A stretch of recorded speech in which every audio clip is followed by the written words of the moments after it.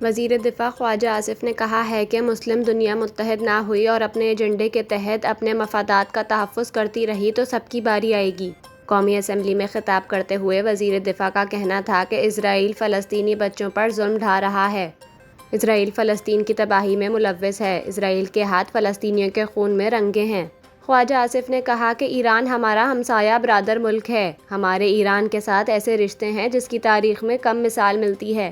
اسرائیل نے ایران، فلسطین اور یمن کو ٹارگٹ بنایا ہوا ہے۔ ان کا کہنا تھا کہ زیادہ تر مسلم ممالک ملٹری طور پر بہت کمزور ہیں۔ OIC کا اجلاس بلایا جائے۔ مسلم ممالک مل کر ایسی اسٹریٹجی بنائیں جس سے اسرائیل کا مقابلہ کیا جا سکے۔ انہوں نے کہا کہ جب بھارت نے ہم پر حملہ کیا تو ہم نے اپنے سے 5 گنا بڑے دشمن کو مٹی میں رول دیا۔ کل ایران میں ان کی ایٹمی تنصیبات کو نشانہ بنایا گیا۔ اس میں اسرائیل اکیلا نہیں ہے، اسے ہر قسم کا کور فراہم کیا گیا۔ خواجہ آصف نے زور دیا کہ ایسے اقدامات کی ضرورت ہے جس سے عالم اسلام کا اتحاد نظر آئے۔ اسلامی دنیا میں جہاں جہاں اسرائیل کے ساتھ تعلقات ہیں ان کو منقطع ہونا چاہیے۔